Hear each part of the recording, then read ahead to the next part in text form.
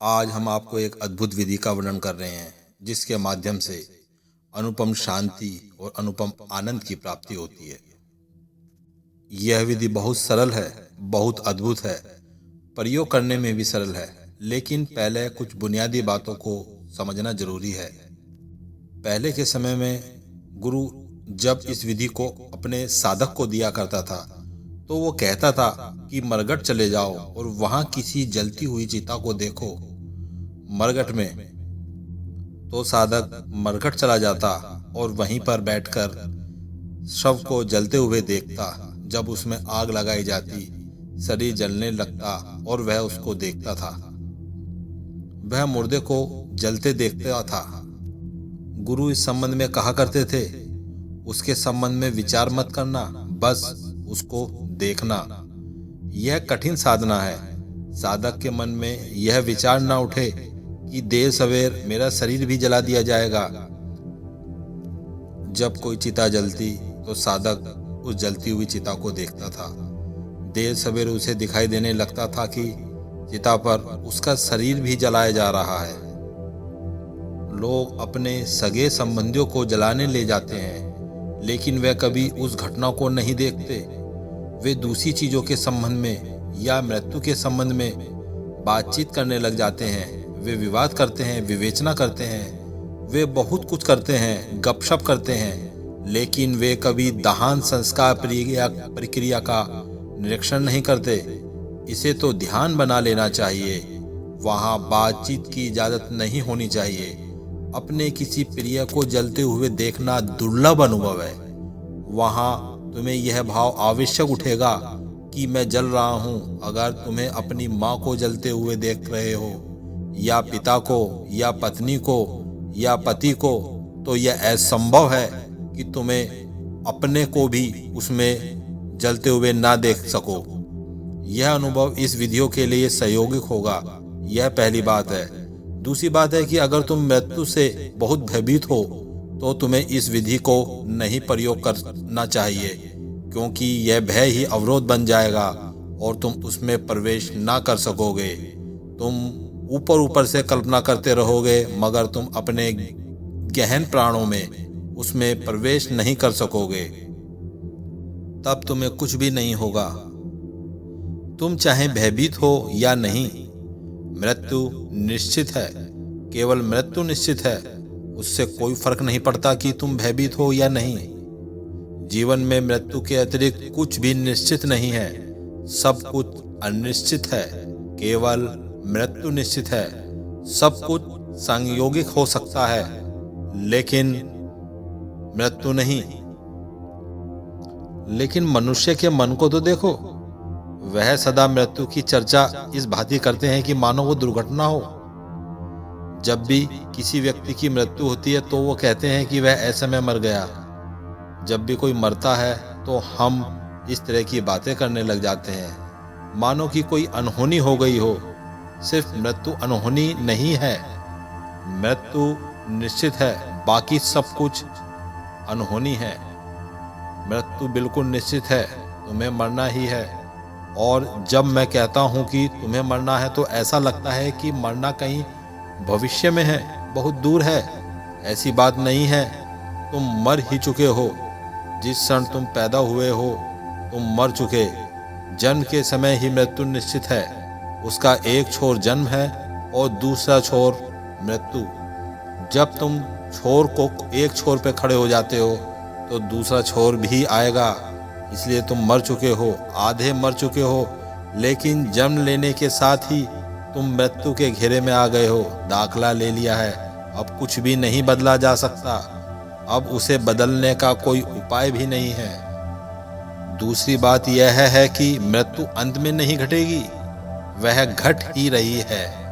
मृत्यु एक प्रक्रिया है। जैसे जीवन एक प्रक्रिया है, वैसे ही मृत्यु भी प्रक्रिया है। लेकिन जीवन और मृत्यु ठीक तुम्हारे दो पांव की तरह हैं। जीवन और मृत्यु दोनों एक प्रक्रिया है। तुम प्रति क्षण मर रहे हो। इस बात को इस तरह से समझो, तुम श्वास भीतर ले जाते हो तो वह जीवन है, और जब तुम श्वास बाहर निकालते हो तो वो मृत्यु। बच्चा जन्म लेने पर पहला काम करता है वह श्वास भीतर लेता है। बच्चा पहले श्वास छोड़ता नहीं है, उसका पहला काम श्वास लेना है। वह श्वास छोड़ ही नहीं सकता क्योंकि उसके सीने में हवा ही नहीं है। एक मरता हुआ बूढ़ा व्यक्ति अपने अंतिम समय में अपना अंतिम काम सांस छोड़ना करता है। मरते हुए तुम श्वास नहीं ले सकते या कि ले सकते हो। जब तुम मर रहे हो तुम्हें श्वास छोड़ना ही पड़ेगा। पहला काम श्वास लेना है और अंतिम काम श्वास छोड़ना। श्वास लेना जीवन है और श्वास छोड़ना मृत्यु। प्रत्येक क्षण प्रत्येक व्यक्ति यह कार्य कर रहा है। सामान्यतः हम सदा श्वास लेने पर जोर देते हैं। अगर मैं कहूं कि गहरी श्वास लो तो तुम सदा श्वास लेने से शुरू करोगे। सच तो यह है कि हम श्वास छोड़ने से डरते हैं। यही कारण है कि हमारी श्वास इतनी उथली हो गई है कि तुम श्वास छोड़ते ही नहीं, तुम श्वास लेते हो। सिर्फ तुम्हारा शरीर श्वास छोड़ने का काम करता है। यह प्रयोग करो पूरे दिन। जब भी तुम्हें स्मरण रहे श्वास छोड़ने पर ध्यान दो। श्वास बाहर फेंको और तुम श्वास भीतर मत लो। श्वास लेने का काम शरीर पर छोड़ दो। तुम केवल श्वास छोड़ते जाओ, लंबी और गहरी श्वास, और तुम्हें एक गहन शांति का अनुभव होगा। क्योंकि मृत्यु मौन है, मृत्यु शांति है। और अगर तुम श्वास छोड़ने पर ध्यान दे सकोगे, ज्यादा से ज्यादा ध्यान दे सके, तो तुम्हारा अहंकार समाप्त हो जाएगा। श्वास लेने से ज्यादा श्वास छोड़ने पर ध्यान दो और श्वास छोड़ने के से ज्यादा अहंकार रिक्त होता चला जाएगा। तो श्वास छोड़ने पर ज्यादा ध्यान दो। पूरे दिन जब भी याद आए गहरी श्वास बाहर फेंको। श्वास लेने का काम शरीर पर छोड़ दो। तुम कुछ मत करो। श्वास छोड़ने पर यह जोर तुम्हें इस विधि के प्रयोग में बहुत सहयोग होगा। क्योंकि हम मृत्यु से भयभीत हैं, इसका कारण मृत्यु नहीं है। मृत्यु को तो हम जानते ही नहीं हैं। तुम उस चीज से कैसे भयभीत हो सकते हो जिसको तुम ना जानते हो। किसी से भयभीत होने के लिए उसका जानना बहुत जरूरी है। तो असल में तुम मृत्यु से भयभीत नहीं हो, यह भय कुछ और है। तुम वस्तुतः कभी जिए ही नहीं और इससे ही मृत्यु का भय उत्पन्न होता है।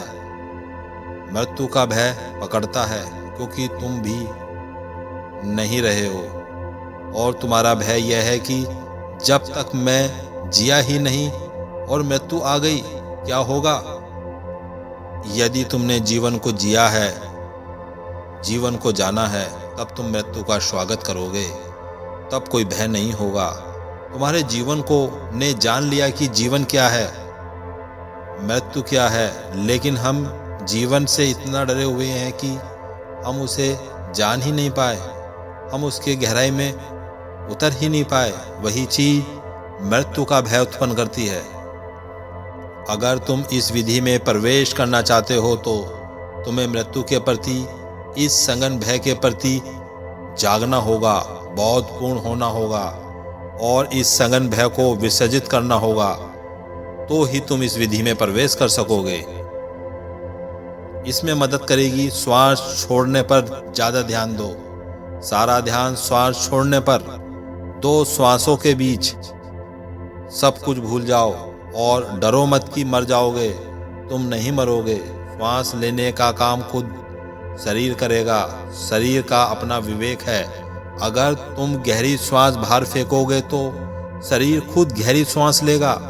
तुम्हें हस्तक्षेप करने की जरूरत ही नहीं है और तुम्हारी समझ चेतना गहरी और गहरी होती चली जाएगी। सारा दिन विश्राम अनुभव करोगे और एक आंतरिक मौन घटित होगा।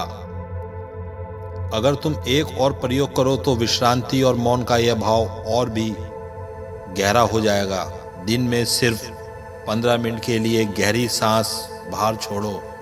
कुर्सी पर या जमीन पर बैठ जाओ और फिर गहरी सांस छोड़ो। शरीर को श्वास लेने दो और जब श्वास भीतर आए आंखें खोल लो और जब तुम बाहर चले जाओगे ठीक उल्टा करो।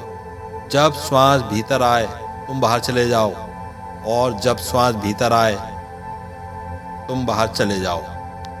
ठीक उल्टा करो। जब श्वास बाहर आए तुम भीतर चले जाओ और जब श्वास भीतर आए तुम बाहर चले जाओ। जब तुम श्वास छोड़ते हो तो तुम्हारे भीतर खाली स्थान होता है, क्योंकि श्वास जीवन है। जब तुम गहरी श्वास छोड़ते हो तो तुम खाली हो जाते हो, जीवन बाहर निकल जाता है। एक ढंग से तुम मर गए, क्षण भर के लिए मर गए। मृत्यु के उस मौन में अपने भीतर प्रवेश करो। श्वास बाहर जा रही है, आंखें बंद करो और भीतर सरक जाओ। जहाँ अवकाश है तुम आसानी से सरक सकते हो। स्मरण रहे, जब तुम श्वास ले रहे हो तब तुम्हें भीतर जाना बहुत कठिन है। वहाँ जाने के लिए जगह कहाँ। तुम श्वास छोड़ते हुए ही तुम भीतर जा सकते हो और जब श्वास भीतर हो तो तुम बाहर चले जाओ। आंखें खोलो और बाहर निकल आओ। इन दोनों के बीच एक लयबद्ध निर्मित कर लो। 15 मिनट के लिए इस प्रयोग में तुम एक गहरी शांति विश्राम में उतर जाओगे और जब तुम इस विधि का प्रयोग के लिए तैयार हो जाओगे तब मृत्यु का भय खो जाएगा। जीवन तो झील की सतह पर लहरों की भांति है और मृत्यु स्वयं झील है। और जब लहरें नहीं हैं तब भी झील है। और झील तो लहरों के बिना हो सकती है, लेकिन लहरें झील के बिना नहीं। जीवन मृत्यु के बिना नहीं हो सकता, लेकिन मृत्यु जीवन के बिना हो सकती है, क्योंकि मृत्यु स्रोत है। और जब तुम इस विधि का प्रयोग कर सकते हो, प्रयोग करो कि एक आग तुम्हारे पांव के अंगूठे से शुरू होकर पूरे शरीर में उठ रही है। बस लेट जाओ। पहले यह भाव करो कि तुम मर गए हो, शरीर एक शव मात्र है। लेटे रहो और अपने ध्यान को पैर के अंगूठे पर ले जाओ। आंखें बंद करके भीतर गति करो। अपने ध्यान को अंगूठे पर ले जाओ और भाव करो कि वहां से आग ऊपर की तरफ बढ़ रही है और सब कुछ जल रहा है।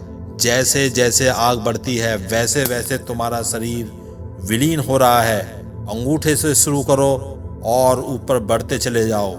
अंगूठे से शुरू करो। यह आसान होगा क्योंकि अंगूठा तुम्हारे से अहंकार से बहुत दूर है। तुम्हारा अहंकार शरीर में केंद्रित है, वहां से शुरू करना कठिन होगा। तो बिंदु से शुरू करो। भाव करो कि अंगूठा जल रहा है और वह अब राख ही बची है। फिर धीरे धीरे ऊपर बढ़ते चले जाओ और जो भी अंग की राह में पड़े उसे जलाते चले जाओ। सारे अंग, पैर, जांग विलीन हो जाएं और देखो ते जाओ अंग अंग राख हो रहा है। जिन अंगों से होकर गुजर रहे हो वह अब नहीं है, वह राख हो रहे हैं। ऊपर बढ़ते चले जाओ ध्यान में। अंत में शरीर भी विलीन हो जाएगा। प्रत्येक चीज राख हो जाएगी, धूल धूल में मिल जाएगी और तुम देख रहे हो अंतः शरीर जलकर राख हो चुका है, लेकिन तुम नहीं। तुम शिखर पर खड़े दृष्टा रह जाओगे, साक्षी रह जाओगे। शरीर वहां पड़ा होगा, मृत जला हुआ, और तुम दृष्टा होंगे, साक्षी होंगे। इस साक्षी का कोई अहंकार नहीं होगा। यह विधि निरंगम अवस्था की उपलब्धि के लिए बहुत उपयोगी है, क्योंकि इसमें बहुत सी बातें घटित होंगी। यह विधि सरल मालूम पड़ती है, लेकिन यह उतनी सरल नहीं है। इसकी आंतरिक संरचना बहुत जटिल है। पहली बात यह है कि तुम्हारी स्मृतियां शरीर का हिस्सा हैं। स्मृतियां पदार्थ हैं। यही कारण है कि उसे संग्रह किया जा सकता है। स्मृतियां मनुष्य के कोष्ठों में संग्रहित हैं। स्मृतियां भौतिक हैं, शरीर का हिस्सा हैं। तुम्हारे मस्तिष्क का ऑपरेशन करके कुछ कोशिकाओं को अगर निकाल दिया जाए तो उनके साथ कुछ स्मृतियां भी विदा हो जाएंगी। स्मृतियां मस्तिष्क में संग्रहित रहती हैं। स्मृतियां पदार्थ हैं, उसे नष्ट किया जा सकता है। और अब तो वैज्ञानिक कहते हैं कि स्मृतियां प्रत्यारोपित की जा रही हैं। देर सवेर यह उपाय खोज लेंगे। जब आइंस्टीन जैसे व्यक्ति मरें तो हम उनके मस्तिष्क की कोशिकाओं को बचा लें और उन्हें किसी बच्चे में प्रत्यारोपित कर दें, और उस बच्चे को आइंस्टीन के अनुभव से गुजरे बिना ही आइंस्टीन की स्मृतियां प्राप्त हो जाएंगी। तो स्मृतियां शरीर का हिस्सा हैं, और अगर सारा शरीर जल जाए, राख हो जाए, तो कोई स्मृति नहीं बचेगी। याद रहे, यह बात समझने जैसी है। अगर स्मृतियां रह जाती हैं, शरीर अभी बाकी है, तुम धोखे में हो। अगर तुम सचमुच गहराई से इस भाव को करोगे कि शरीर नहीं है, जल गया है, आग ने उसे पूरी तरह राख कर दिया है, तो उसे उसी क्षण कोई स्मृतियां नहीं रहेगी।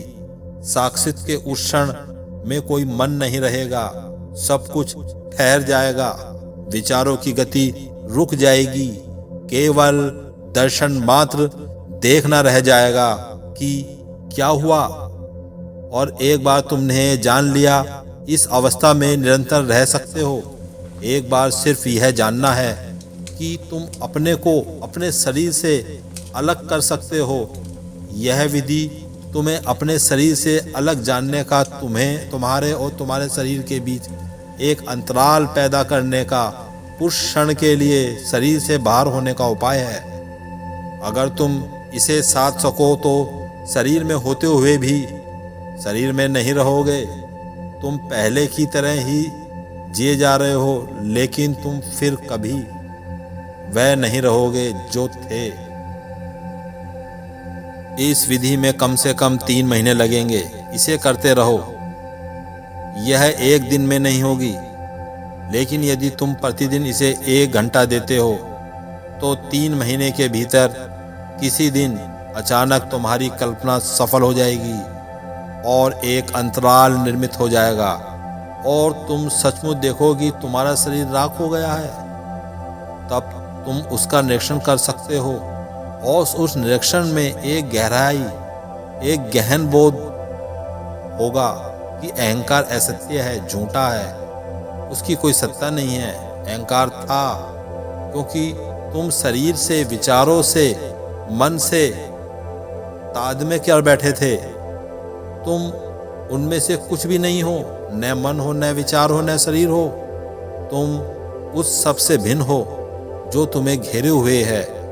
तुम अपनी परिधि से सर्वदा भिन्न हो। ऊपर से यह विधि सरल मालूम पड़ती है, लेकिन यह तुम्हारे भीतर गहन रूपांतरण ला सकती है। लेकिन पहले मरघट में जाकर देखना होगा कि लोगों को कैसे जलाया जाता है। देखें कि कैसे शरीर जलता है, फिर शरीर कैसे मिट्टी बनता है, कैसे राख बनता है, ताकि तुम फिर आसानी से कल्पना कर सको। और जब अंगूठे से प्रारंभ करो और बहुत धीरे धीरे ऊपर बढ़ो। इस विधि में उतरने से पहले श्वास छोड़ने पर ज़्यादा ध्यान दो। इस विधि को करने से ठीक 15 मिनट पहले श्वास छोड़ने और आँख बंद करने पर ध्यान दो। खोलो। 15 मिनट का यह गहन ध्यान शांति और आनंद को प्राप्त कराएगा। ध्यान की इस विधि के माध्यम से व्यक्ति अनुपम गहरी शांति को प्राप्त कर सकता है, आनंदित हो सकता है। व्यक्ति की चिंताएं, क्रोध, मोह, लोभ, अहंकार सभी इस विधि के माध्यम से समाप्त हो सकता है, उनको नियंत्रित किया जा सकता है। यह ध्यान की एक अनमोल विधि है।